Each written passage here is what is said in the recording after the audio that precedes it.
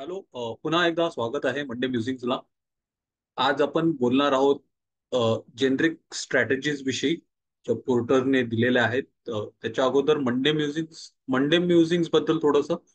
Monday musics हा एक प्रयत्न आहे की जे काही मॅनेजमेंटचे कन्सेप्ट आहेत ते छोट्या उद्योजकांपर्यंत पोहोचावे, त्यांना त्यांचं महत्त्व समजावं व ते त्यांच्या व्यवसायात हे कसे वापरू शकतात व कसे त्यांना उपयोगी पडू शकतात व त्यांनी व्यवसाय करताना या गोष्टींचा विचार करणं का गरजेचं आहे, त्या दृष्टीने केलेला हा एक प्रयत्न आहे. या अगोदरचे एपिसोड्स अवेलेबल आहेत, तुम्ही बघू शकता. आज आपण बोलणार आहोत प्रामुख्याने broad cost low cost strategy किंवा पोर्टर ज्याला बोलतो ओव्हरऑल कॉस्ट लिडरशिप स्ट्रॅटेजी त्याच्याविषयी. हे जेनरिक स्ट्रॅटेजीज जे आहेत ते नक्की काय आहे.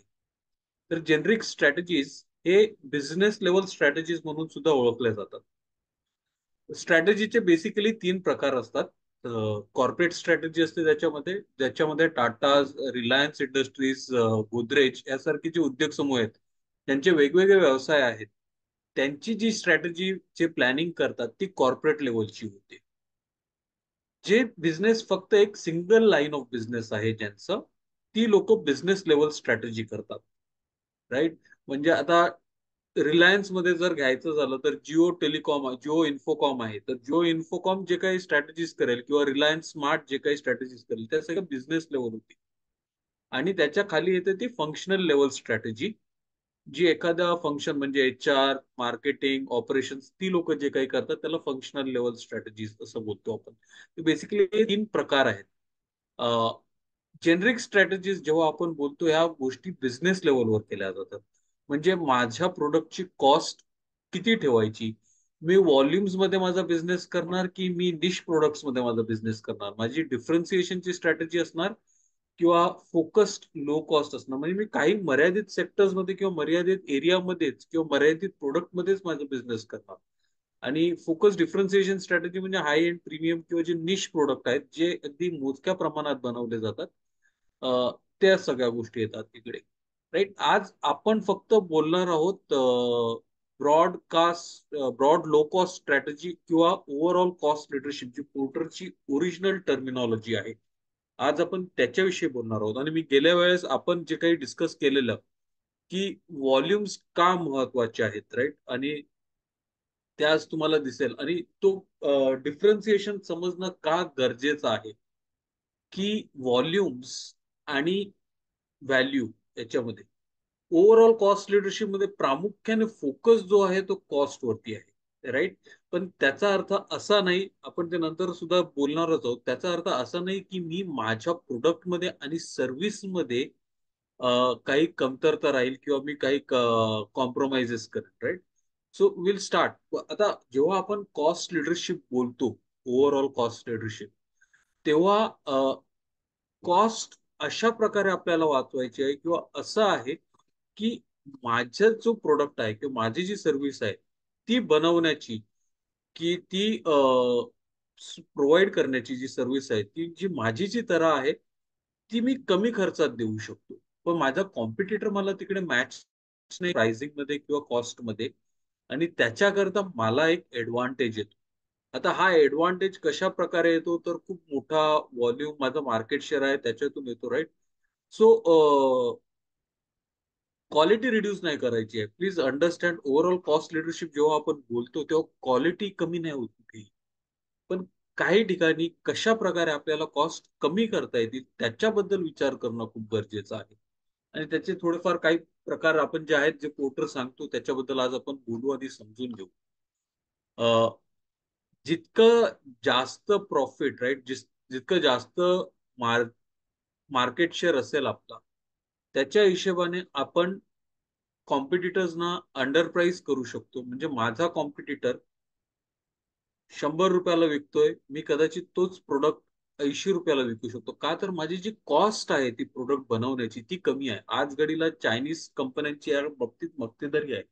कारण जर तुम्ही बघितलं तर ते प्रचंड व्हॉल्युम्स मध्ये त्या गोष्टी निर्माण करत असतात. राईट. आणि जेव्हा आपण व्हॉल्युम्स मध्ये करतो तेव्हा आपली ओव्हरऑल कॉस्ट कमी होत असते.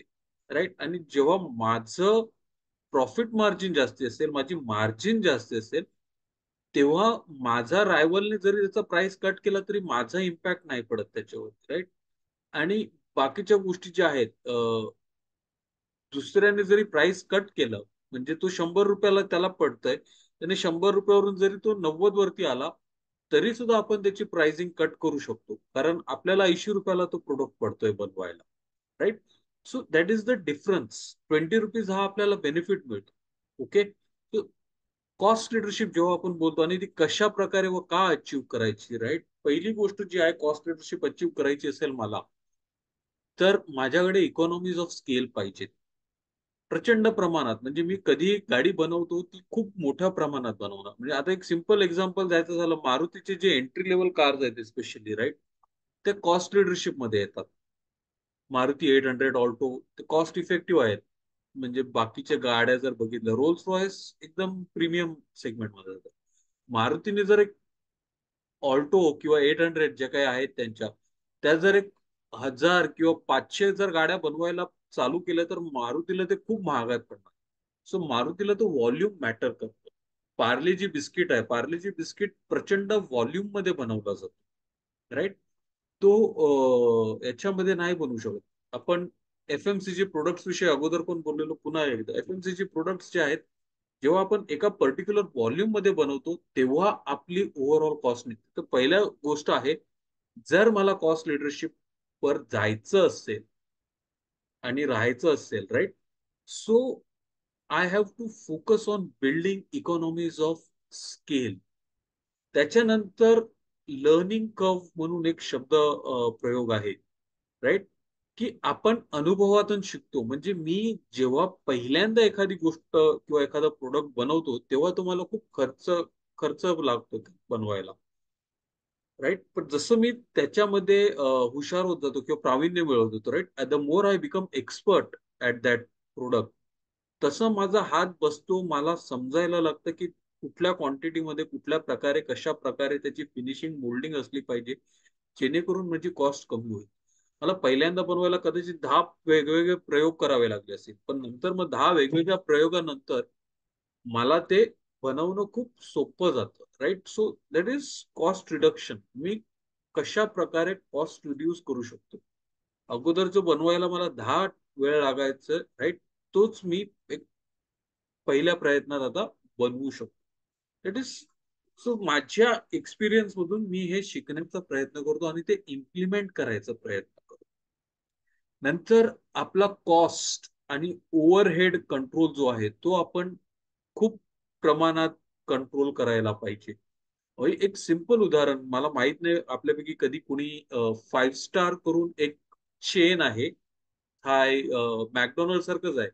पण मॅकडोनल्ड्स मध्ये कसं सिटिंग अरेंजमेंट वगैरे स्पेशियस असतं.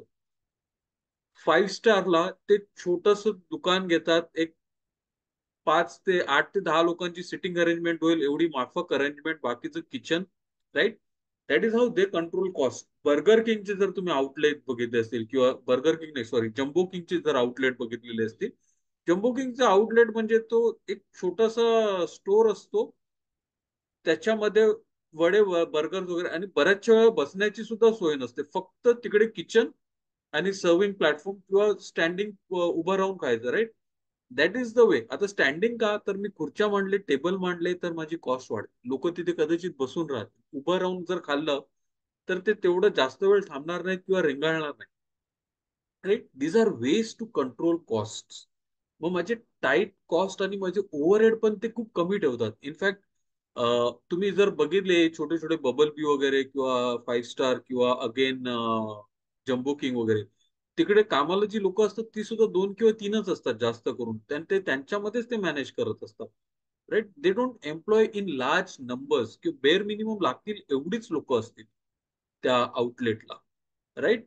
नंतर मग कॉस्ट लिडरशिप गेन करण्यासाठी आता इथे एक महत्वाचं हे आहे की माझा R&D, ऍडव्हर्टायझिंग वगैरे आणि सेल्स फोर्स मी शक्यतो जेवढं कमी ठेवता येईल तेवढं कमी ठेवण्याचा प्रयत्न करतो. याचा अर्थ असा नाही की मी अजिबात R&D मध्ये स्पेंड करत नाही किंवा माझं सेल्स फोर्स वाढवू इच्छित नाही, माझं सेल्स फोर्स वाढवू इच्छित नाही. पण मी जेव्हा त्यांना ऍड करतो, मी जेव्हा त्यांना ह्याच्यामध्ये घेत जातो, राईट. मी 4 लोक सेल्सची ठेवले, तर त्या 4 लोकांचा पगार वाढला, माझा महिन्याचा खर्च वाढला. 4 लोक ठेवली सेल्समध्ये, त्यांना बसण्याची जागा द्यावी लागेल, त्याचा खर्च वाढला, ओव्हरहेड कॉस्ट वाढले, right. So you look at that. तो जेव्हा आपण कॉस्ट लिडरशिप विषयी बोलतो, तेव्हा आपल्याला आपली कॉस्ट कशी कंट्रोलमध्ये किंवा नियंत्रणात ठेवता येईल त्याच्यावर जास्त फोकस असतो. ओके. आणि मी पुन्हा एकदा सांगेन की असं नाही की तुम्ही सेल्समध्ये ठेवू नका किंवा रिसर्च करू नका किंवा अजिबात, पण इतर कंपन्या ज्या प्रमाणात इन्व्हेस्टमेंट करतात त्यांच्या मानाने तुमचा हा खर्च कमी बाजूला असणार, right. So you will try to minimise your cost. आणि जास्त करून कॉस्ट लिडरशिपसाठी स्टँडर्डायझेशन म्हणजे कस्टमायझेशन कमी. जिथे कस्टमायझेशन येतं तिकडे खर्च वाढतो. तो स्टँडर्डाइज करण्याचा ते प्रयत्न. मग आपला प्रोडक्ट किंवा आपली सर्व्हिस आपण कशा प्रकारे एक स्टँडर्डाइज करू शकतो, राईट. म्हणजे ठराविक गोष्टी ज्या स्टँडर्डाइज करू शकतो त्या करता येतील, कारण ते जर आपण करू शकलो we can keep our cost low. आता परत लो कॉस्ट मध्ये जेव्हा आपण सर्व्हिस द्यायचा प्रयत्न करतो, तेव्हा आपला मार्केट शेअर जो आहे, म्हणजे कस्टमर बेस जो आहे, आपण मार्केट शेअर कडे नको जाऊया, पण आपला कस्टमर बेस जो आहे तो खूप मोठा असला पाहिजे. कारण बाकीचे लोक जे 100 लोकांना विकून कमावतात ना, तीच अमाऊंट आपल्याला 1000 किंवा 500 लोकांना विकून कमवायचं आहे. त्याच्याकरता आपला कस्टमर बेस जो आहे तो खूप मोठा पाहिजे.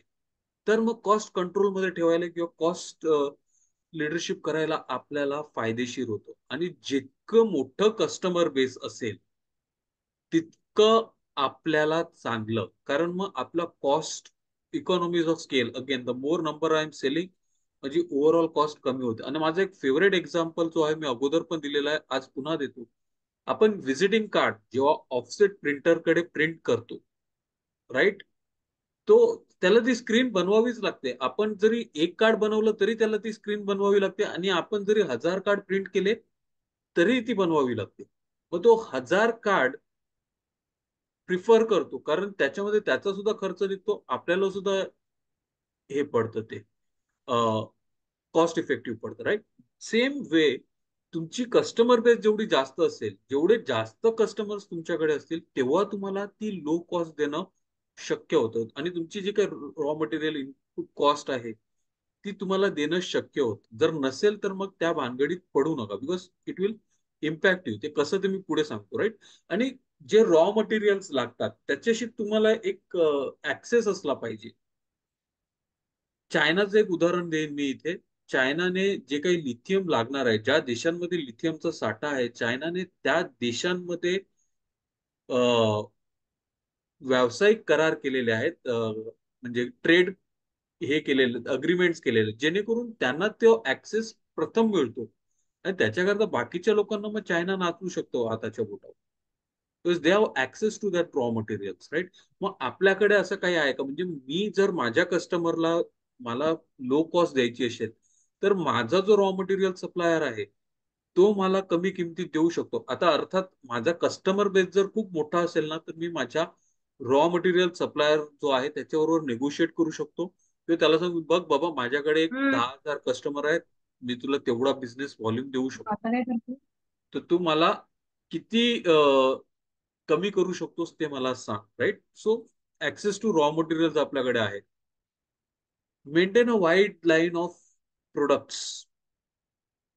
का जास्त लाईन ऑफ प्रोडक्ट्स कशासाठी, तर एखादं प्रोडक्ट कमी झालं तरी बाकीचे प्रोडक्ट त्याचा खर्च भरून काढते, right. That is the whole idea.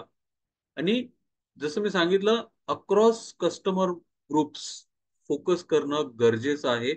Volumes लागतात. आणि दुसरी एक महत्वाची गोष्ट म्हणजे कॉस्ट लिडरशिप मध्ये व्हॉल्युम्स घेताना किंवा जनरेट करताना सुरुवातीला कधी कधी तोटा सहन करावा लागतो. आणि याचा उपयोग बऱ्याचशा वेळेला जर तुम्ही पाहिलं असेल तर अमेझॉन, स्विगी, झोमॅटो या सगळ्यांनी केला. त्यांनी सुरुवातीला भरपूर भरपूर लॉस घेतला त्यांनी. इवन जिओने सुरुवातीला बरंच फ्री किंवा एकदम कमी किमतीत दिलं. ऑब्विसली त्यांनी नंतर त्यांची कॉस्ट वाढवली, स्ट्रॅटेजी बदलली, कारण ते कॉस्ट इफेक्टिव्ह नसणार होतं. पण in order to gain and capitalise or get access to that market share, right. आपल्याला खूप मोठा कस्टमर बेस असणं गरजेचं आहे. नसेल तर ही स्ट्रॅटेजी नाही होऊ शकत. आणि क्वालिटी आणि सर्व्हिस मध्ये कुठेच फरक नाही. इनफॅक्ट आपल्याकडे मॅकडॉनल्ड थोडं प्रीमियम मध्ये समजलं जातं, पण तुम्ही युएसला किंवा युरोपला गेलं तर McDonald is low cost restaurant. त्याच्यामध्ये मॅकडॉनल्डचे प्रोडक्ट किंवा सर्व्हिस मध्ये नॉर्मली कॉम्प्रोमाइज नाही होत. त्यांची क्वालिटी तशीच राहते, फक्त they do it in a much more focused way. आणि त्याच्यामध्ये बरीचशा अजून गोष्टी आहेत, राईट. आता मी जेव्हा कॉस्ट लिडरशिप करतो किंवा मला माझ्या कॉस्ट कमी ठेवता येत, तेव्हा माझा फायदा काय होतो? पहिली गोष्ट, माझी जी इनपुट कॉस्ट आहे किंवा माझं रॉ मटेरियल कॉस्ट आहे, माझ्या ज्या इतर कॉस्ट आहेत ते जर कमी असतील, म्हणजे जसं मी सांगितलं परत, की कॉम्पिटिटरला तो प्रोडक्ट बनवायला 100 रुपये लागतात, मला तोच प्रोडक्ट किंवा तीच सर्व्हिस द्यायला मला 80 रुपये पडतात. कॉम्पिटिटर जर 100 रुपये त्याला पडतात, तो 100 रुपयाच्या खाली प्राइसिंग नाही करू शकत. त्याची प्राइसिंग जी असणार आहे ती 100 प्लस असणार आहे. त्या उलट तुम्ही जर 80 रुपये पडतायत आणि तुम्ही जर 100 प्लसला जर विकत असाल, तर तुमची प्रॉफिट मार्जिन तेवढी होते. 105ला जर तुम्ही विकत असाल तर तुमची प्रॉफिट मार्जिन 25 रुपये होते. वेळेस तुमच्या कॉम्पिटिटरची प्राइस मार्जिन जी आहे, प्रॉफिट मार्जिन जी आहे ती फक्त 5 रुपये, आणि त्याच्यामधून त्याला ओव्हरहेड वगैरे बाकीचं सगळं काढायचं आहे. तर ते तितकंसं शक्य होत नाही. त्याच्याकरता तुम्ही कॉम्पिटिटरला आरामात कट करू शकता. आता तुमचा बायर जो आहे, राईट, तुमची ओव्हरऑल कॉस्ट कमी आहे, आणि बायर जो घेणार, जो आपल्याकडे आपला जो कस्टमर आहे तो येणार की नाही तुमचा कॉस्ट महाग आहे, तो नाही सांगू शकत आपण, कारण आपला कॉस्ट ऑलरेडी कमी आहे. आणि तो कमी करून करून किती करणार? आपला कॉम्पिटिटर जो सगळ्यात जवळचा कॉम्पिटिटर आहे, तो किती कमी किमतीवर देतो तेवढ्याच त्याच्या खाली तो कमी नाही येऊ शकत. आणि आपण आपल्या कॉम्पिटिटर पेक्षाही खाली आहोत, राईट. आपला कॉम्पिटिटर इथे आहे, आपला आपण इथे आहोत, आपला कॉम्पिटिटर इथे आहे. जरी कस्टमरने ते पुश करायचा प्रयत्न केला तरी तो पुश करून करून इथपर्यंतच पुश करू शकेल, कारण दुसरा कोणी त्याला त्या खाली किमतीत द्यायला तयार नाही, राईट. सो बायर्स कडून सुद्धा आपल्याला प्रोटेक्शन मिळतं, कारण आपल्याकडे व्हॉल्युम्स आहेत, आणि एखाद्या बायर नाही घेतलं तर उलट आपण त्याला प्रेशराईज करतो, सांगू शकतो की साहब, मैं जो आपको रेट पे दे सकता हूँ वो रेट पे आपको कोई नहीं दे सकता. आप जाके मार्केट में घूम के आओ, फिर भी मैं आपको देने के लिए तैयार हूँ, राइट. आप चेक करो मेरा रेट कोई मैच कर सकता है क्या. तो तोडू शकतो. अमेझॉनने ही स्ट्रॅटेजी वापरून ना त्यांच्या एका कॉम्पिटिटरला तोडलं. म्हणजे तो कॉम्पिटिटर बेबी डायपर्स डायपर्स.com करून एक साईट होती, जी अमेझॉनने नंतर ती अक्वायर केली, ती कंपनी ई कॉमर्स. ते डायपर्स विकायचे. अमेझॉनने अक्षरशः त्याला मारण्यासाठी, राईट, जो डायपर समजा $10 असेल, अमेझॉनने तेच डायपर्स $5 विकायला सुरुवात केली. ती कंपनी छोटी होती अमेझॉनच्या मानाने, त्यांना अमेझॉनचं प्राइस मॅच नाही करता आलं, आणि त्याचं मार्केट तोडून टाकलं Amazon, right. So this is what, and buyers मग ते घ्यायला तयार होतात. आज अमेझॉनला एक टेमू करून नवीन चायनीज कंपनी आलेली आहे, जे कमी किमतीत प्रोडक्ट्स विकतायत आणि ते मार्केट काबीज करतायत. आपल्याला कदाचित टेमूचं नाव ऐकलं सुद्धा नसेल, तुम्ही जाऊन प्लीज गुगल करा, टेमू ही काय चीज आहे ती, राईट. मग आपले सप्लायर्स जे आहेत त्यांच्यावरून सुद्धा आपण नेगोशिएट करू शकतो, की माझ्याकडे एवढे कस्टमर्स आहेत, मी तुला एवढा बिझनेस देतोय, मला काहीतरी प्राइसेस कमी करून दे ना. मग अजून आपण प्राइस इफेक्टिव्हली नेगोशिएट करू. आणि सप्लायरला गॅरंटीड बिझनेस हवा असतो. जर त्याला गॅरंटीड बिझनेस मिळत असेल तर तो 1-2 रुपये इकडे तिकडे कमी करायला बघत नाही. He will do it. Why? Because you are giving him a assured business. आपली आपल्या सप्लायर बरोबर नेगोसिएशन वाढते. जर जो कोणी नवीन व्यक्ती येतो या बिझनेसमध्ये, राईट, त्याला आपल्याला अगोदर मॅच करावा, आपल्याला तोडायच्या अगोदर त्याला आपल्याला मॅच करावा लागेल. मग कॉम्पिटिशन पासून पण आपल्याला प्रोटेक्शन आहे, कारण आपल्याकडे व्हॉल्यूम आहे, आणि त्याला त्याचा ओव्हरहेड खर्च काढेपर्यंत तो कॉस्टवर खेळू नाही शकत. किंवा त्याच्याकडे एकतर भरमसाठ पैसा असला पाहिजे, जसं जिओकडे होता. जिओने जसं कस्टमर तोडले, मुकेश अंबानीकडे भरपूर पैसा होता, म्हणून जिओ कुड बीट अदर्स. बाकीच्या लोकांकडे नव्हतं, आणि त्यांची वाताहत झाली किंवा त्यांना काशा गुंडाळून जावं लागलं, राईट. एकेकाळी भारतात 15, जवळपास 15 टेलिकॉम कंपन्या होता. आज फक्त मोजून 5 आहेत. MTNL, BSNL, ते सुद्धा जास्त कोण त्यांना गिनतीत पकडत नाही अनफॉर्च्युनेटली. एअरटेल, वोडाफोन आयडिया आणि जिओ, या 5च कंपन्या राहिल्या. 10 कंपन्या गेल्या. Right, because Jio went for cost leadership initially. नंतर सबस्टिट्यूट्स. माझा जो प्रोडक्ट आहे तो त्याच्यापेक्षा त्याचा सारखा प्रोडक्ट म्हणजे साखरेच्या बदली गुळ, राईट, आपण वापरतो. किंवा अजून काहीतरी दुसरा कुठला तरी पदार्थ वापरतो गोडपणा यावा. हे सगळे सबस्टिट्यूट झाले साखरेसाठी. यांची किंमत जर साखरेपेक्षा कमी असेल तर मग लोक ती प्रोडक्ट प्रिफर करतील. पण आपला प्रोडक्ट ऑलरेडी, आपली कॉस्ट लो आहे, तर त्या आपल्याला त्या सबस्टिट्यूट प्रोडक्टचा पण तेवढा फरक पडत नाही. राईट. ओके. आता ऍडव्हान्टेजेस काय आहेत? व्हॅल्यू चेन नावाचं एक प्रकार आहे. आपण व्हॅल्यू चेन विषयी नंतर बोलू, पण सध्या एक गोष्ट लक्षात ठेवा की आपल्याकडे जो प्रोडक्ट येतो किंवा जी सर्व्हिस येते त्याच्यामध्ये 50 लोक इन्व्हॉल्ड असतात. जसं कंपनी बनवते, मग त्यांच्याकडून ते त्यांच्या वेअरहाऊसला जातं, त्याची कॉस्ट लागते. वेअरहाऊस कडून डिस्ट्रीब्युटर कडे जातं, त्याची कॉस्ट लागते. डिस्ट्रीब्युटर कडून रिटेलर कडे येतं, त्याची कॉस्ट जाते. रिटेलर कडून आपल्याकडे येतं, मग त्याची कॉस्ट लागते. आता तुम्ही विचार करा, वेअरहाऊस, डिस्ट्रीब्युटर, रिटेलर, मग आपण, हे 4 टप्पे आहेत. 4 टप्प्यांच्या कॉस्ट लागलेले आहेत. मग ते हे आपल्याला कमी किमतीत घेणं शक्य होत नाही. तर लो कॉस्ट साठी लोक काय करतात, याच्यातला कुठला टप्पा कट करता येईल त्याच्याने आपले कॉस्ट कमी होतात. जसं बँक्स जर तुम्ही बघितले, बँकांनी त्यांची कॉस्ट कमी केलेली आहे एटीएम द्वारे. राईट.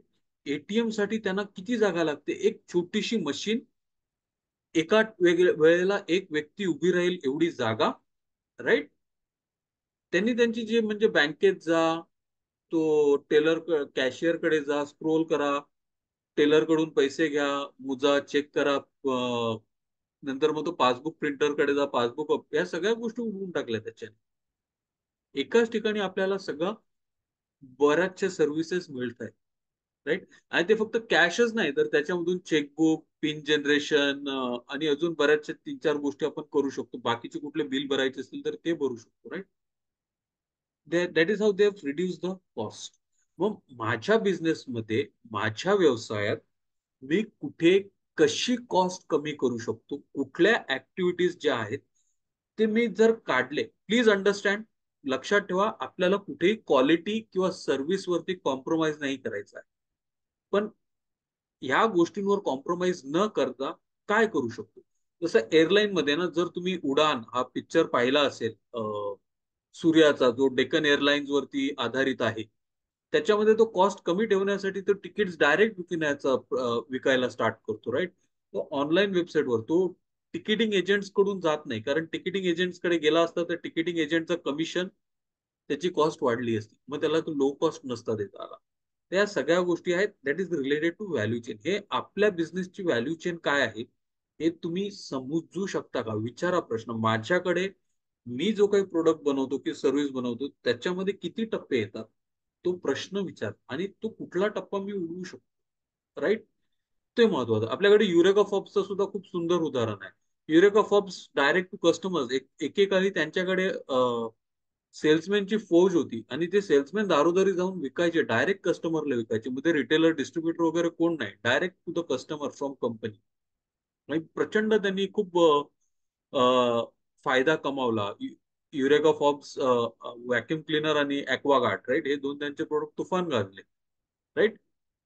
सो तुम्ही तुमच्या ज्या ऍक्टिव्हिटीज आहेत त्या कशा प्रकारे कंट्रोल करू शकता, अधिक कमी गोष्टी करून अधिक सर्व्हिसेस कशा देऊ शकता, त्याचा विचार करणं खूप गरजेचं आहे.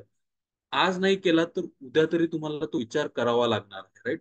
थिंक अबाउट दॅट, की तुम्ही कुठली गोष्ट बायपास करून किंवा चुकवून पुढे जाऊ शकता, जेणेकरून तुम्हाला आणि तुमच्या व्यवसायाला त्याचा फायदा होईल. मग ती कदाचित डायरेक्ट कस्टमरला अप्रोच करू शकता, किंवा प्रोडक्ट्स किंवा सर्व्हिस बल्कमध्ये करू शकता, काही. Right. You have to think about the ways in which you can cut down on this. त्याच्यानंतर जो एक अजून एक प्रकार आहे,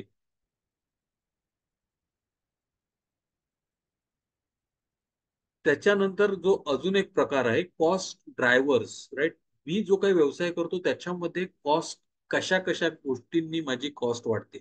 सो प्लीज सिट डाऊन. आपण अगोदर जेव्हा कॉस्ट स्ट्रक्चर विषयी बोललेलो तेव्हा पण मी ही गोष्ट सांगितलेली.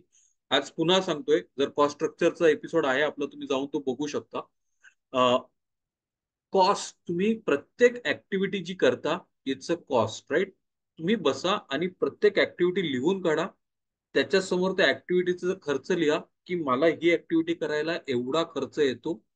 कमी करण्याचं किंवा ऑल्टरनेटिव्ह पर्याय माझ्याकडे काही आहे का, जेणेकरून माझे कॉस्ट कंट्रोलमध्ये राहतील. आणि मी पुन्हा सांगतोय, प्लीज अंडरस्टँड, कॉस्ट लिडरशिप म्हणजे फालतू सर्व्हिस किंवा फालतू क्वालिटी नाही. आज तुम्ही शार्पचा टीव्ही घेतला किंवा सॅमसंगचा टीव्ही घेतला, राईट, ते कमी किमतीत मिळतात. पण ते 7,000 जेवढी सर्व्हिस द्यायची किंवा तेवढे त्याच्यापेक्षा सर्व्हिस ते देतात, त्याच्याकरता ते अजूनही टीव्ही चालू आहेत. कदाचित आपण जेव्हा सॅमसंगचा टीव्ही घ्यायला जाऊ तेव्हा आपण कदाचित घेणार नाही, पण ते घेणारा वर्ग आहे म्हणून ते टीव्ही बनवतायत. आणि ते त्या प्राइस रेंजमध्ये खुश आहेत ती लोक, right. So it is not quality less, rather it is more qualitative. Okay. आता आपले कॉस्ट कसे कमी करता येतील? मोजकेच प्रोडक्ट किंवा फीचर, 50 गोष्टींच्या भानगडीत पडू नका. एक 4 किंवा 5 बेसिक फीचर्स द्या. आजकाल काही कंपन्यांनी they are going back to the basics. Simple feature असलेले मोबाईल फोन ते देत आहेत. म्हणजे जास्त किचकट नाही वापरायला, सिंपल, जास्त हे नाही, डिझाईन्स नाहीत, फ्लॅशी नाही, एकदम simple keypad, ringtone, basic calling function. ठीक आहे, त्यांना तेवढं, but they are making money, people are welcoming that. मी तर इनफॅक्ट काही लोकांना असं ऐकलेलं आहे की ते 2 मोबाईल ठेवतात, जे काही सिंपल कॉलिंग किंवा याच्यासाठी आहेत, आणि डिस्ट्रॅक्शन कमी करण्यासाठी, फोकस जास्त ठेवण्यासाठी ते जे स्मार्टफोन्स आहेत ते वापरत नाही. ते बेसिक सिंपल फोन वापरतात बिझनेस कॉलिंगसाठी वगैरे, आणि नंतर मग ते बाकीचं जेव्हा डील करायला असतात किंवा कधी काय लागलं, then they use those phones, right. Simple way. Again same thing, limited features किंवा प्रोडक्ट्स वरती फीचर करा. मॅकडॉनल्ड्स, इनफॅक्ट तुम्ही कधी गेलात मॅकडॉनल्ड्स मध्ये, किंवा इव्हन मी काल डॉमिनोज मध्ये होतो, तिथे पण मी पाहिलं त्यांचा मेनू कधी पण बघा तुम्ही, लिमिटेड असतो. आणि ते मेनू मध्ये बऱ्याचशा गोष्टी फिरवलेल्या असतात.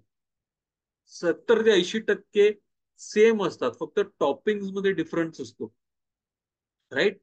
That is a very smart move. आपल्याला वाटतं की अरे डॉमिनोजचे एवढे सारे पदार्थ नाही, तर तुम्ही ऍक्च्युली स्टडी केला ना, घुमवून फिरवून फक्त ऍक्च्युली 3 किंवा 4च प्रोडक्ट आहेत. पण ते 3 किंवा 4, 3 × 4 केलं त्यांनी, राईट, व्हेरायटीज. तर मग 12 वेगवेगळ्या प्रकारचे आपले पिझ्झा बनतात. That's exactly what you have to do. Try and understand that. ह्या गोष्टी आपल्या बिझनेसमध्ये आपण हे वेगवेगळे परम्युटेशन कॉम्बिनेशन कसे करू शकतो, त्या समजणं खूप गरजेचं आहे, आणि त्या हिशोबाने विचार करणं खूप गरजेचं आहे, राईट. डिस्ट्रीब्युशन चॅनल्स जर तुम्हाला नसतील उपयोगी पडत किंवा नसतील तर ठीक आहे, पण तुम्ही कोणाच्या माध्यमातून जाता किंवा तुमची सर्व्हिस दुसऱ्यांपर्यंत पोहोचायला कुठले जे चॅनल्स लागतात, त्याचा सुद्धा विचार करणं गरजेचं आहे. त्याचा खर्च तुम्हाला किती पडतो? तुम्ही दुसऱ्या कुठल्या कमी किमतीचे चॅनल्स पकडू शकता का? जसं आज इंस्टाग्राम आहे, युट्यूब आहे, ब्लॉग्स आहेत, व्हॉट्सअप मेसेजिंग आहे, व्हॉट्सअप स्टेटस आहे. हे लो कॉस्ट आहेत. तुम्ही त्या चॅनल्सद्वारे आपल्या कस्टमर पर्यंत पोहोचू शकता का? त्याचा विचार करा, राईट. पण काही ठिकाणी तुम्हाला रिटेलर किंवा डिस्ट्रीब्युटर जाणं पर्याय नसेल, तर मग then you have to go through that, right. आणि which is the most economical memory, तुम्ही स्वतः जाऊन किंवा दुसऱ्यांकडून करून घेतलेली, that is what also you have to understand. Okay. आता कॉस्ट तुम्ही कशा प्रकारे कमी करू शकता? आपण इकॉनॉमीज ऑफ स्केल विषयी बोललेलो आहे. एक्सपिरियन्स का विषय पण सांगितलं मी, की जसे तुम्ही एखादी गोष्ट शिकत जाता आणि प्रावीण्य मिळवत जाता, जसे तुम्ही त्या एक्सपर्ट होत जाता, तशी तुमची ती गोष्ट करण्याची कॉस्ट कमी कमी होत जाते.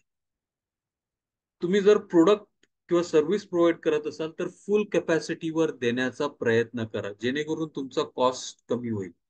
म्हणजे तुम्ही किचन वापरतायत तुमचा किंवा तुमची फॅक्टरीची जागा आहे किंवा तुमच्या ऑफिस मधली जागा आहे, त्याची सेटिंग कॅपॅसिटी 50 लोकांची आहे, पण तुम्ही वापरतायत फक्त 25 लोकांसाठी, मग 25 लोकांची जागा वाया जाते. राईट? तुमच्याकडे मॅन्युफॅक्चरिंग कॅपॅसिटी तुमची आहे किंवा सर्व्हिस देण्याची कॅपॅसिटी तुमची 100 लोकांना आहे, पण तुम्ही फक्त 75 लोकांनाच सर्व्हिस देतायत. तुमची 25 लोकांची कॅपॅसिटी जी आहे ती वाया जात आहे. तर तुम्हाला फुल कॅपॅसिटी किंवा at least near to full capacity वरती ऑपरेट करणं खूप गरजेचं आहे. तुमची सप्लाय चेन जी आहे, म्हणजे तुम्ही जिथून रॉ मटेरियल प्रोक्युअर करता, तुमच्याकडे डिलिव्हर होतं, कदाचित तुमच्याकडे डिलिव्हर न करता डायरेक्ट कस्टमरकडे करा, कारण ती रॉ मटेरियल तुमच्याकडे येणार, तुम्ही 2 दिवस ठेवणार आणि मग तुम्ही घेऊन कस्टमरकडे जाणार. तो तुमचा कॉस्ट वाढला ना, तो तुम्ही कमी करू शकता सप्लाय चेनच्या हिशोबाने. राईट? सबस्टिट्यूट बघा. जर कुठला ऑल्टरनेटिव्ह प्रोडक्ट किंवा सर्व्हिस अवेलेबल असेल ज्याच्याने तुमच्या प्रोडक्टच्या क्वालिटीत फरक नाही पडत आणि परफॉर्मन्स मध्ये फरक नाही पडत, तर ते कन्सिडर करा, विचार करा त्यांचा. Right? Can you look at some other alternative ways or find out about something different. तुमची बार्गेनिंग पॉवर वाढवा, जसं मी तो अगोदर आपण बोललेलो. राईट? जास्त मोठा कस्टमर बेस असेल, बार्गेनिंग करायला टेन्शन येत नाही, आपण ऍडव्हान्टेज मध्ये असतो. ऑपरेटिंग सिस्टम्स वापरा, ऑटोमेशन वापरा. इथे ऑटोमेशन ऑब्व्हियसली तुम्हाला खर्च सुरुवातीला येईल. कॉस्ट कटिंग किंवा कॉस्ट लिडरशिपला इनिशियली टेक्नॉलॉजीमध्ये किंवा latest state of the art जेवढं आपले सिस्टम्स आणि प्रोसेसेस असतील, तेवढी आपली ओव्हरऑल कॉस्ट कमी करण्यात मदत होते. राईट? आणि तुमच्या एम्प्लॉईजना पहिल्यांदाच काम बरोबर करायला शिकू, कारण त्याची प्रत्येक चूक आपल्याला मागात पडते. Right? So can you do the work better. कुठेतरी काहीतरी असंच नुसतं करायचं म्हणून काम करू नका. Right? In that ways you can save on the cost. So these are cost cutting methods, जिथे आपण खर्च कमी करू शकतो. शक्यतो मिस्टेक्स करणं अवॉइड करा, वेस्टेज कमी करा. या छोट्या गोष्टी आहेत, पण याचा खूप फरक पडतो. तुमचं जर एखादा पार्ट किंवा प्रोडक्ट कुठेतरी दुसऱ्या ठिकाणी वापरता येत असेल तर तो वापरा. Right? That helps you to keep the cost in control. त्याच्यानंतर जी लोक आहेत त्यांच्यावर थोडी मेहनत घ्या, त्यांना ट्रेन करा. हा विचार नका करू, अरे याला शिकवलं, याला समजवलं तर तो हा पळून जाईल. नाही, तो ठीक आहे, पळून जाईल तर ठीक आहे, पण त्याला न शिकवता अडाण्यासारखा जर तो तुमच्याकडे राहिला तर तुमच्या कामाचं काय होईल त्याचा पण विचार करायला सुरुवात करा. राईट? So think. आणि केपेबिलिटीज आणि रिसोर्सेस तुम्हाला जेवढे करता येतील, मोठ्या क्वांटिटीमध्ये बाय करता येत असेल तर ते ट्राय करा. लोकांमध्ये इन्व्हेस्ट करा, ते ट्राय करा. राईट? कुठलीही नवीन टेक्नॉलॉजी किंवा कुठल्याही नवीन गोष्टी घेताना किंवा खर्च करताना विचार करा की याची माझी रिकव्हरी कधी होईल. मी जर घेतली ही गोष्ट तर माझा बिझनेस किती पटीने वाढेल. राईट? किती पटीने वाढेल, किती फरक पडू शकेल, ह्या गोष्टींचा विचार करा. की मी आज 1 लाख रुपये या गोष्टीत टाकतोय, मग त्याच्या अगेन्स्ट मला 50 लाखाचा बिझनेस येतोय की 1 लाखाचाच येतोय की 10 लाखाचाच येतोय की 20 लाखाचा येतोय, त्या गोष्टीचा विचार करा. Then you take a call whether it make sense. तर 1 लाखाच्या अगेन्स्ट जर मला 5 ते 10 लाखच सुटणार असतील तर मग खरंच ती गोष्ट घेणं गरजेचं आहे का? त्याच्या ऐवजी मी दुसऱ्या कुठल्या प्रकारे ती सर्व्हिस करू शकतो किंवा डिलिव्हर देऊ शकतो किंवा तो प्रोडक्ट बनवू शकतो. राईट? त्याचा विचार करा. आणि प्रत्येक वेळेला तुमची जे कॉस्ट आहेत ते प्लीज लिहा. Right? You should know your cost inside out. तुम्ही कुठे करतायत, काय करतायत, कसं, का कमी करू शकता, ते तुम्ही महिन्यात एकदा तुमची कॉस्ट शीट घेऊन बसा. तुमचे जे काही ऍक्टिव्हिटीज कुठे कुठे काय काय खर्च करता ते बघा. तुम्ही जेव्हा नजरेखालून घालाल ना, तेव्हा तुम्हाला कॉस्ट कुठे कमी होऊ शकतं किंवा तुमचा खर्च नको त्या ठिकाणी कुठे जातंय ते समजू शकतो. So please do that every month. Prepare your cost, activities घ्या, तुमच्या कॉस्ट घ्या आणि ते स्टडी करा. You will obviously find something where you can keep the cost low. Right? आता हे कधी कॉस्ट स्ट्रॅटेजी सगळ्याच वेळेला चालतं असं नाहीये. कधी चांगली आहे त्याच्याबद्दल आपण थोडंसं बोलूया. राईट. पहिली गोष्ट म्हणजे लोकांना प्राइसच महत्वाची आहे. आणि जे काही कॉम्पिटिशन आहे ते सगळ्या प्राइसच्या मागे लागलेले आहे. तुम्ही जसे लो कॉस्ट प्रोडक्ट बघा, टिश्यू पेपर बघा, झाडू बघा किंवा बाकीचे जे काही गोष्टी आहेत, राईट, तिथे फक्त लोक कॉस्ट बघतात, बाकीच्या गोष्टी नाही बघत. मग अशा ठिकाणी जर तुमच्याकडे प्रचंड व्हॉल्यूम असेल, राईट, तुमच्याकडे खूप मोठा कस्टमर बेस असेल, तर तुम्हाला प्राइस कट करायला जास्त विचार करावा लागत नाही. जिथे प्राइस महत्वाची आहे, जे अशा बऱ्याचशा इंडस्ट्रीज आहेत जिथे प्राइसिंग महत्वाची आहे. राईट. पार्लेजीचं आपण उदाहरण मागे डिस्कस केलेलं. पार्लेजी प्राइसिंग सेम आहे, त्यांनी क्वांटिटी रिड्यूस केलेली आहे. बिकॉज त्यांचा कस्टमर बेस जो आहे त्यांना ते प्राइस पॉइंट परवडणार आहे. Right. So you can do that. तुमच्यासारखे हुबेहूब दुसरे बरेचसे प्रोडक्ट आहेत. तुम्ही सिंपल उदाहरण, मार्कर घ्यायला जाता कधी स्टोर मधून, तेव्हा तुम्ही सांगतात मार्कर द्या किंवा कॅम्लिनचा मार्कर, पण त्याने तो दिला तुम्हाला मार्कर, तो कॅम्लिनचा आहे की फेबर कॅसलचा आहे की अजून कुठल्या तरी भलत्याच कंपनी, तुम्ही किती वेळा चेक केलेला आहे? नाही, मला कॅम्लिनचाच द्या. किंवा पेन्सिल घ्यायला घ्या, आपण बोलतो एक नटराज पेन्सिल, तो नटराजच्या ऐवजी अप्सरा देतो, डॉम्स देतो, बाकी दुसरी कुठली पेन्सिल उचलून देतो. काय फरक नाही पडत, ते प्रोडक्ट सेम आहेत. त्याच्यामध्ये काही डिफरन्सिएशन किंवा काही वेगळं करता येण्यासारखं नाही आहे. मग तशा वेळेला ही स्ट्रॅटेजी जी आहे, प्राइसिंग स्ट्रॅटेजी, ती खूप, कॉस्ट स्ट्रॅटेजी ना, ती खूप उपयोगी पडते. कारण लोक विचार नाही करत त्या गोष्टींचा. प्रोडक्ट्स आयडेंटिकल आहेत, सिमिलर आहेत, त्याच्यामध्ये जास्त काही फरक नाही करतायत किंवा डिफरन्सिएशन नाही करतायत. राईट. आणि कॉस्ट ऑफ स्विचिंग ही एक महत्वाची गोष्ट आहे. म्हणजे कॉस्ट ऑफ स्विचिंग काय आहे, आणि हे प्रत्येक व्यावसायिकाने समजून घेणं गरजेचं आहे, कॉस्ट ऑफ स्विचिंग. आणि तुम्ही तुमच्या बिझनेसमध्ये स्विचिंग कॉस्ट कशी क्रिएट करू शकता हे समजून घेणं गरजेचं आहे. कॉस्ट ऑफ स्विचिंग म्हणजे काय? तुम्ही जेव्हा मार्केटमध्ये जाता, तुम्हाला तहान लागली आहे, तुम्ही समजा पेप्सी, नॉर्मली तुम्ही पिताना पेप्सी प्रिफर करता, पण त्या दुकानात पेप्सी नाहीये, थम्सअप अवेलेबल आहे. तर तुम्ही सांगता, हा ठीक आहे, थम्सअप दे. कारण पेप्सीच्या बॉटलची किंमत आणि थम्सअपच्या बॉटलची किंमत नॉर्मली सेम असते. तुम्ही मिरिंडा घ्या, स्प्राईट घ्या, ते सगळ्यांचं कॉस्टिंग सेम आहे. फार क्वचित तुम्हाला किंमत वर खाली मिळेल. राईट. अर्धा लिटरची बॉटल काहीतरी 40 रुपयाला येते का 50 रुपयाला येते, यू गेट दॅट. राईट. आणि आपल्याला तितकासा फरक नाही, पेप्सी काय, थम्सअप काय, किंवा कोका कोला काय, किंवा मे बी फॅन्टा काय. मे बी ठीक आहे, चल दे बाबा, काय करायचंय. किंवा आपण प्रोबेबली स्टिंग एनर्जी घेऊ त्या किमतीत, जर ते असेल तर ते. राईट. स्विचिंग कॉस्ट नाहीये. स्विचिंग कॉस्ट म्हणजे काय, मी जी सध्या गोष्ट वापरतोय ती गोष्ट सोडून मी दुसऱ्याकडे जेव्हा जातो, तेव्हा मला किती खर्च पडतो, की मला याच्यासारखी सर्व्हिस कुठेच नाही मिळणार. राईट. तुम्ही मॅकडॉनल्डला ज्याच्या ऐवजी बर्गर किंग मध्ये जा किंवा अजून दुसरीकडे जा, मोरलेस त्यांची प्राइसिंग त्या सेम रेंज मध्ये आहे. फरक नाही पडत. आपण वडापाव खातो, तुम्ही वडापाव नॉर्मली दुकानवाल्यांकडे गेलात की 10 रुपये किंवा 15 रुपये किंवा 20 रुपये, राईट, त्या रेंजमध्ये सध्या वडापाव मिळतात. सगळीकडे तुम्हाला तो सेम रेट मिळणार, मग तेवढा फरक नाहीये.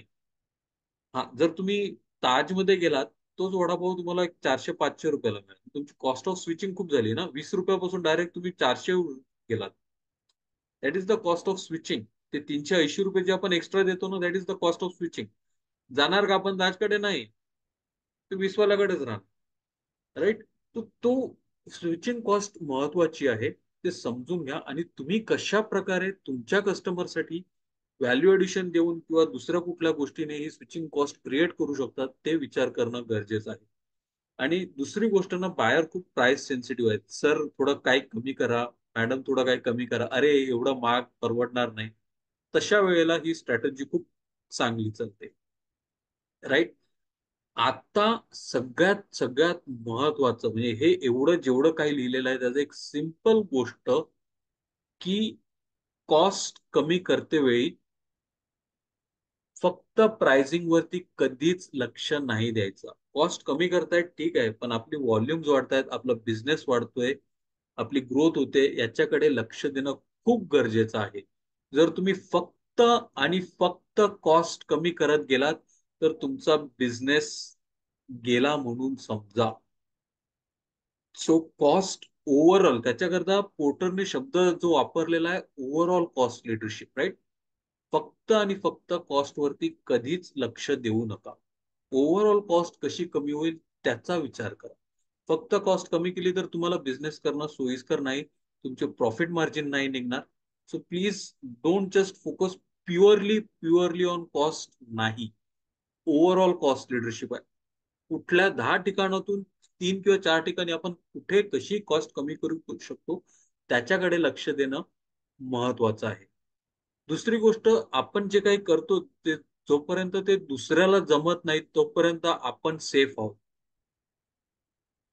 त्याला नाही जमत तोपर्यंत त्याला ज्या दिवशी जमेल त्या दिवशी कदाचित आपल्याला आपला बस्तान गुंडाळून जावं लागेल. हा ड्रॉबॅक आहे या स्ट्रॅटेजीचा.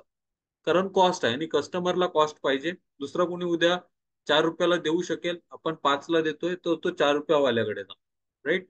आणि फक्त कॉस्टवर नाही जायचं आहे. काही फीचर्स काही क्वालिटी असणं खूप गरजेचं आहे. आणि जर का एखादी नवीन टेक्नॉलॉजी आली, एखादी नवीन डिस्रप्शन आलं, तर मग आपण आपला भाषा गुंडाळून आपण जाऊ शकतो. जसं डेलच्या बाबतीत झालं. डेल तुम्हाला जर आठवत असेल, Dell was direct to customers, right.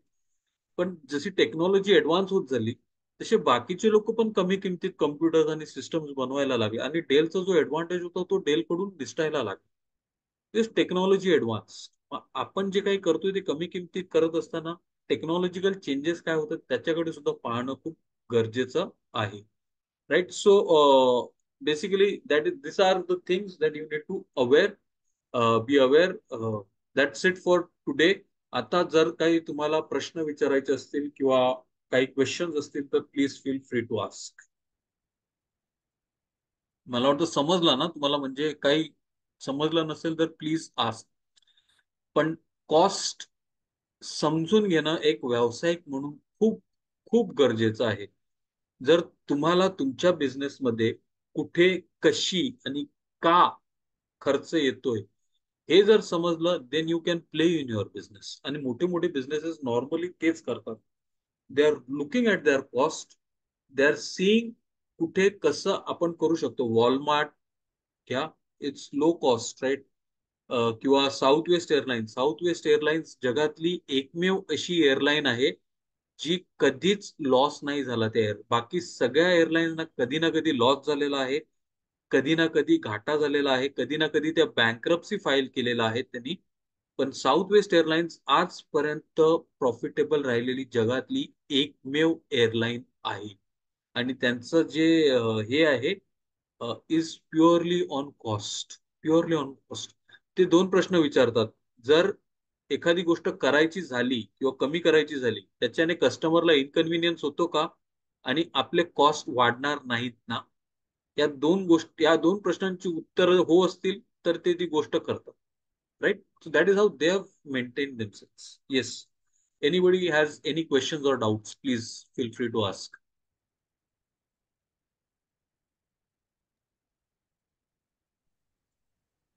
Yes Smita. Anthony, हा. हे जे कॉस्टिंगचं सांगितलं की कॉस्ट रिड्यूस केली किंवा कॉस्ट इन्क्रीज केली तर आपल्याला तो बिझनेस वरती काय हॅमर पडतो जर कॉस्ट वाढवली की एक तो एका टायमाला ना तो स्टॅग्नेंट होऊन जातो बिझनेस. मग अशा वेळेला आपण काय करावं की आता सपोज आता माझं हे फायनान्शियल इयर आहे, मी हम्म. नवीन मेनू कार्ड बनवलं माझ्या केकचं. आता हम्म. मला माहितीये की हा आता एप्रिल मंथ हा माझा बिझनेस आहे, पीक बिझनेस आहे. बिकॉज हम्म. अॅनिव्हर्सरी बर्थडेज हे जास्त असतात त्या टायमिंग मध्ये आणि ओव्हरऑल पार्ट्याज पण जास्त असतात त्यामुळे स्नॅक्स बॉक्सच्या पण ऑर्डर्स असतात. मग अशा वेळेला जर मी प्राइस वाढवली तर माझ्या बिझनेसला मी सर्व्हाइव्ह कसं करणार? आता हा जो प्रश्न आहे ना प्रत्येक वेळेला विचारणं गरजेचं आहे. हा थोडा कॉस्ट लिडरच्या हिशेबाने थोडासा वेगळ्या पद्धतीचा प्रश्न आहे की दर वर्षाला ऍक्च्युली किंवा दर 6 महिन्यांनी आणि दर वर्षाला तुम्ही स्वतःला विचारलं पाहिजे की माझ्या बिझनेसची कॉस्ट जर मी 10% किंवा 5% जर वाढवली तर माझ्या बिझनेसवरती काय फरक पडणार. हा प्रश्न विचारणं गरजेचं आहे. आता when you are looking at cost, right, order quantity किती आहे. तू प्राइस वाढवलेत बरोबर आहे, राईट. तर प्राइसने मग तुझी ऑर्डर किती कमी होणार. मग how are you going to make that up. So what cost leadership says is how and where you can control your cost. मग तू जे प्रोडक्ट्स वापरते आहे स्नॅक बॉक्स बनवण्यासाठी ते बॉक्सची किंमत कदाचित 5 रुपये असेल. Can you get that box at 3 rupees, right? That would be an alternative that you will have to find. मग बॉक्समध्ये समजा तू जेव्हा आयटम देत असेल, probably when you are making the composition of that, 100 रुपीजचे आहेत, but you are selling it at 105 rupees, right? मग एखादा असा आयटम रिप्लेस करून, कदाचित एखादा आयटम असेल तो 50 रुपयाचा आहे, मग तो 50 रुपयाच्या ऐवजी त्याच क्वालिटीचा, त्याच दर्जाचा कुठे 45 रुपयाला मिळू शकतो का, किंवा 40 रुपयात मिळू शकतो का, without compromising on the quality and taste, because that's important, right? Otherwise the customer is going to come back to you. तर ते ऑल्टरनेटिव्ह शोधावे लागते. When you do this, you can still control the cost and make better profits, right? तू तुझी selling price जरी तू वाढवलीस, तरी तू input cost जी कमी ठेवली आहे किंवा कंट्रोल करू शकलीस, you can still benefit from it. आणि जर गरज लागली तर you can also reduce by 2 or 3 rupees, because you know that you still have that margin to give you the benefit to the customer. पण त्याच्यासाठी costing समजून घेणं खूप महत्वाचं आहे. And you should know and have alternative ready for that. मग कस्टमरला कदाचित you can also give options, की तुम्ही या पॅकेजचा विचार करा ना, या त्या पॅकेजमध्येच तुम्हाला या 4 गोष्टी येतील, इथे तुम्हाला फक्त 3च गोष्टी येत आहेत, right? So that is the way you can look at it. Okay. मग सपोज मी असं केलं तर, जसं हा मंथ माझा हा अॅनिव्हर्सरीचा आहे. इफ सपोज फायनान्शियल इयर आणि अॅनिव्हर्सरी ऑफर म्हणून एक अॅनिव्हर्सरी कोड घेऊन 10% डिस्काउंट करून कधी आपण हा, असं करू शकतो का त्याच्यामध्ये येस मग? Yes yes, you can do that. Because you can. काहीतरी वेगळं देतोय त्यामुळे ते प्राइजेस पण वाढलेले आहेत. येस पण येस, लोकांना त्या टायमिंगला थोडं हे वाटतं की आता का द्यावी एवढी जास्त अमाऊंट. तो एक्झॅक्टली. सपोज बट असं हा, केलं तर तू जेव्हा चालेल का? डिस्काउंट देत असेल, when you are giving discount, it has to be compensated by increase in volumes. Volume वाढली पाहिजे तुझी. So you are saying that काय मी पॅकेजेस मध्ये देऊ का इंडिव्हिज्युअल देऊ discount? That is your choice. But you have to look at, even your individually जरी देत असेल किंवा पॅकेजेस मध्ये जरी देत असेल, किती add on packets are you going to sell, that is what you should be having an answer to. आणि मला वाटतं सध्या तरी if you are giving parties मध्ये दिलं तर जास्त चांगलं पडेल, कारण इंडिव्हिज्युअली ते करणं थोडं कठीण होईल. बिकॉज स्नॅक्स बॉक्स साठी minimum quantity keep it as 50 असं ठेवलेलं आहे मी त्यांना. That's your choice purely, right? But you have to have the costing कशी आहे, किती आहे, त्याच्यानंतर मग you can take a call on it, right? पण इंडिव्हिज्युअली थोडंसं ओके. महागडं पडण्याची शक्यता आहे, because you have to give it to individual customers, आणि मे बी जर त्याने डिलिव्हरी वगैरे मागितली, then that becomes additional cost. Okay. So probably go for customers, किंवा यू कॅन इन्सेंटिव्हाइज, की तुम्ही जर मिनिमम 5 ऑर्डर केले किंवा 10 बॉक्सेस ऑर्डर केले, then you get some discount. Then you can get the benefit from individual और छोट्या, म्हणजे जे छोट्या क्वांटिटी मध्ये घेत आहेत त्यांच्याकडून, तसं. That is for the snacks box. If suppose it is cake related असेल देन कसं ते करू, एक्झिक्युशन कसं करू? Cake related you have to look at all the ingredients that are there, त्यांची कॉस्टिंग, त्याला पर्यायी इन्ग्रेडियंट्स काय आहेत which do not impact the quality and the taste of the cake, त्यांची कॉस्टिंग. एखादा इन्ग्रेडियंट रिप्लेस केला दुसऱ्या ऑल्टरनेटिव्हने which is at a lower cost, but the again the taste and the quality remains the same, then you can do that with cakes as well. आणि आजघडीला सगळे okay. बरेचशी लोक करतात, इवन पेंट्स मध्ये. Swapnil sir इथे आहेत, ते सांगतील. पेंट्सची कोटिंग अशी येते ना, की तो ऍक्च्युअल मार्बल नसतो, but you feel that the लाकडाचा पीस असतो त्याच्यावरती पेंटची कोटिंग येते. यू विल डिफरन्स करणं खूप कठीण आहे ते. प्युअरली मार्बलचं फील आणि त्याला लुक येतो, टेक्स्चर पण तसा येतो. And it saves cost. You are not paying the cost that you pay for marble. Right, Swapnil sir? Yes yes, बरोबर आहे. झालं ना, कॉस्ट वाचली. मार्बलची कॉस्ट कुठे आणि लाकडावर पेंट मारण्याची कॉस्ट कुठे? आता ते एमडीएफ वरती पण सेम प्रोसेस करून विकलं जाते मार्बल म्हणून. Yes, that's what. So you have to find alternative. ते फाइंड करणं खूप गरजेचं आहे. Okay, thank you. या. अजून काही कोणाला प्रश्न नसतील तर थँक्स फॉर जॉईनिंग. मला वाटतं Pratibha madam, thank you for joining. काही प्रश्न असेल तर तुम्ही विचारू शकता.